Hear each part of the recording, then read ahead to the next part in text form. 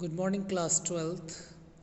Now, I have to start the last topic of your book, that is a probability. अब मुझे आप लोगों की बुक का जो लास्ट चैप्टर probability है वो स्टार्ट कराना है।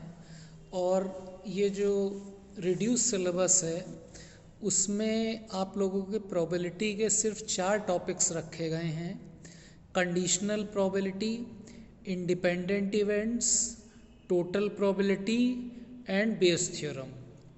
स्टैटिस्टिकल प्रोबेबिलिटी का जितना भी पार्ट था, जैसे बर्नौलीज डिस्ट्रीब्यूशन, रैंडम वेरिएबल्स, ये सब चीज़ें जो है आपके सिलेबस से हटा दी गई हैं प्रोबेबिलिटी में।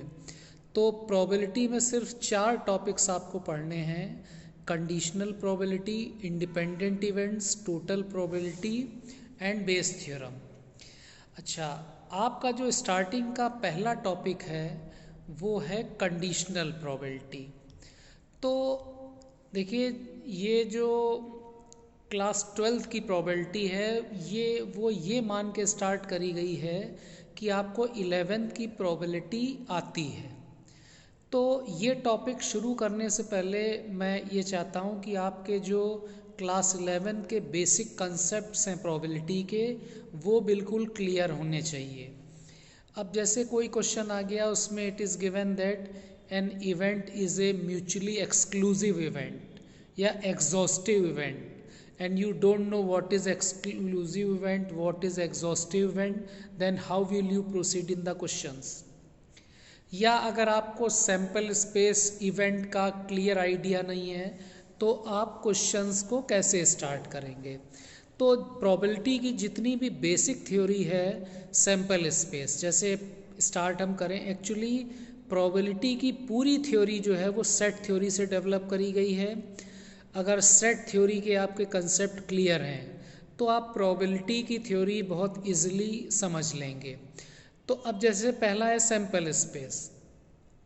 एक कॉइन को अगर हम टॉस करें तो जो सैम्पल स्पेस होगा उसमें 2 एलिमेंट्स होंगे, हेड या टेल। 2 कॉइन अगर टॉस करें तो उसमें 4 एलिमेंट होंगे, head head, head tail, tail head and tail tail. 3 coin को अगर टॉस करें तो उसमें एलिमेंट होंगे 8। तो जनरल कंसेप्ट ये है कि अगर एक कॉइन है तो number of the element in sample space 2 की पावर 1।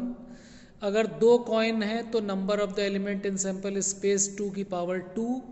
अगर 3 कॉइन है तो number of the element in sample space 2 to the power 3 and so on. यानी इन जनरल अगर हम n कॉइन ले रहे हैं तो total number of the element in the sample space will be 2 to the power n। In the same way, अगर एक dice को रोल करें तो उसमें सैम्पल स्पेस में एलिमेंट होंगे 6।